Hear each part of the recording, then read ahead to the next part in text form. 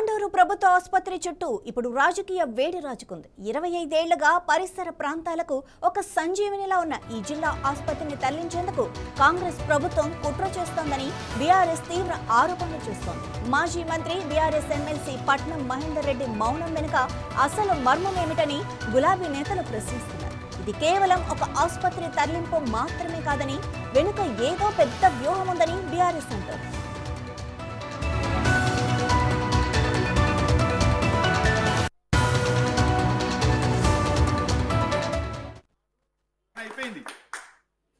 ఎందుకంటే నాశనం చేసి మన మేడ్చల్ కాన్స్టిట్యూన్సీ మొత్తం నాశనం చేసి కానీ ఎంఐఎం కానీ ఇండిపెండెంట్ ఎవరైనా ఉండండి, ఇది మన దవాఖానా.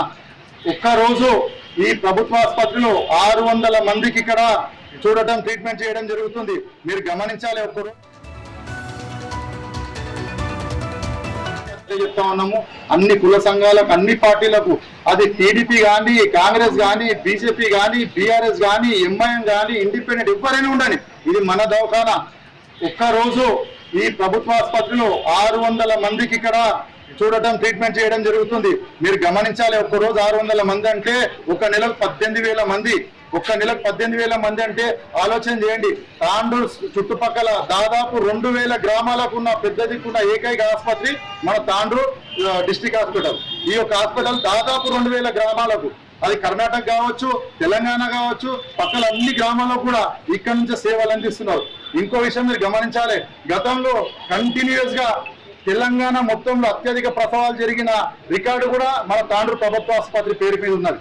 ఆ రికార్డు కూడా మన దగ్గర పెద్ద పెద్ద సర్జరీలు జరిగిన చరిత్ర ఉన్నది. కాబట్టి ఇక్కడ నుంచి తీసుకోవడానికి కారణం ఎందుకు? ఇక్కడ 2 లక్షల పైచులకు జనాభా ఉన్నారు. తాండూరు అనేది ఉమ్మడి రంగారెడ్డి పెద్ద రెవెన్యూ. భారతదేశంలో ఉన్న నలుమూలల నుంచి ఇక్కడ కార్మికులు ఉంటారు. సిమెంట్ ఫ్యాక్టరీలు ఉన్నాయి, మిషన్లు ఉన్నాయి, గనులు ఉన్నాయి, వివిధ రకాల సంఘాలు. కాబట్టి ప్రతి ఒక్కరు కూడా ఇక్కడ వచ్చి బ్రతుకుతున్నారు. వాళ్ళందరికీ కూడా కార్పొరేట్ వైద్యం అందాలంటే సాధ్యం కాదు. ప్రభుత్వ ఆసుపత్రి ఇక్కడ ఉంటేనే వాళ్ళకి మెరుగైన వైద్యం అందుతుంది. పుట్ట చేత పట్టుకొని ఇక్కడ తాండూరు బతకడానికి వచ్చిన వాళ్ళందరూ కూడా ఏకైక ఒకటే ఆసుపత్రి, తాండూరు ఆసుపత్రి. కాబట్టి ఈ ఆసుపత్రిని ఇక్కడ నుంచి తీసుకుపోతే మా ఆత్మ బలిదానాలకైనా సిద్ధం. ఖచ్చితంగా చెప్తున్నాం, మరొకసారి కూడా మా ఆసుపత్రి మాకు ఉండాల్సిందే. తాండూరు ప్రజల నుంచి మేము మద్దతు తీసుకొని మరొకసారి తొందరలో మళ్ళీ మేము ముందుకు వస్తాం. ఇది ఏదైతే ఆలోచన ఉన్నదో ఇది విరమించుకోవాలి. మీరు కోడంగల్ నుంచి మాకు ఏమి డెవలప్మెంట్ ఇవ్వకున్నా పర్లేదు, మీరు ఎమ్మెల్యేగా ఉండి మాకు ఏం డెవలప్మెంట్ ఇవ్వకున్నా పర్లేదు, మీరు ముఖ్యమంత్రి ఉండి ఏమి ఇవ్వకున్నా పర్లేదు, కానీ మా దగ్గర ఉన్న ఖనిజాలు, మా దగ్గర ఉన్న ఆసుపత్రులను మాత్రం మేము వదులుకునే ప్రసక్తి లేదు ఎట్టి పరిస్థితుల్లో. కాబట్టి దీనిపై మరొకసారి కూడా ఎమ్మెల్యే గారికి, ముఖ్యంగా చీఫ్ విప్ మహేందర్ రెడ్డి గారికి ఎందుకు మౌనం వహిస్తా ఉన్నారు? మీ హయాంలో ఏర్పడే ఆసుపత్రి ఇప్పుడు వేరే చోటుకు వెళ్ళిపోతుంటే మీరు మీ మౌనం వెంట ఏం దాగి ఉన్నది? ఈ స్లిప్ కొడంగల్ పేరు మీద వస్తుంది, లోకల్కేమో తాండూరు స్లిప్ వస్తుంది. ఇది ఎంతవరకు కరెక్ట్? తాండూరులో ఏం నడుస్తుంది? తాండూరులో ప్రస్తుతం ఉన్న ఎమ్మెల్యే మనోహర్ రెడ్డి గారు ఏం చేస్తున్నారు? ఇంత పుకారు నడుస్తుంది. కొంతమంది లీడర్లు, కాంగ్రెస్ లీడర్లు ఫోన్ చేసి వీడియోలు వేసి ఇక్కడ పోవడం లేదు, హాస్పిటల్ తాండూరు ఉంటుందని వాళ్ళు చెప్తున్నారు. ఈ రోజు డేట్ స్లిప్ ఉంది. ఇది ఇక్కడ ఏం నడుస్తుంది? మరి ఎమ్మెల్యే గారు ఏం చేస్తున్నారు? ఇక్కడ తాండూరు ప్రజలు 2 లక్షల చిన్న మంది ప్రజలు ఉన్నారు తాండూరులో. ఇక్కడ డిస్ట్రిక్ట్ హాస్పిటల్ అవసరం ఉంది. ఇక్కడ హాస్పిటల్ ఎక్కడ పోనిచ్చేది లేదు. ఎట్టి పరిస్థితుల్లో తాండూరు హాస్పిటల్ తాండూరులో ఉండాలి. లేదంటే ఎంత దానికైనా పోవడానికి మేము కౌన్సిలర్ సిద్ధంగా ఉన్నాము. దాంతో పాటు ఇది ఒక్కటే, ఇక ఉన్నవి తీసుకోబోతున్నారు కానీ తాండూరు తీసుకోవడం ఏం లేదు.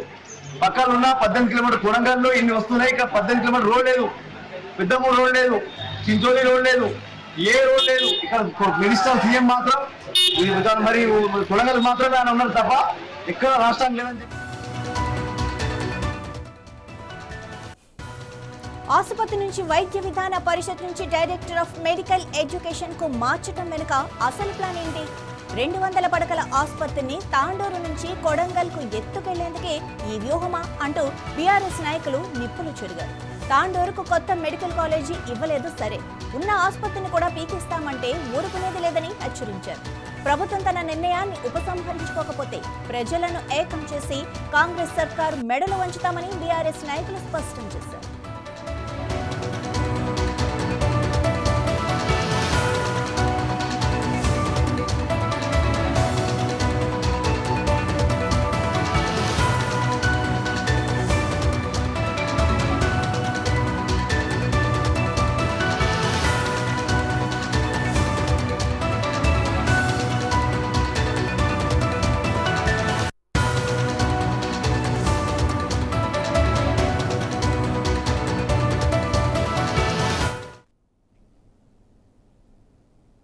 రంగారెడ్డి జిల్లాలో భారీగా అక్రమ రేషన్ బియ్యం నిల్వలు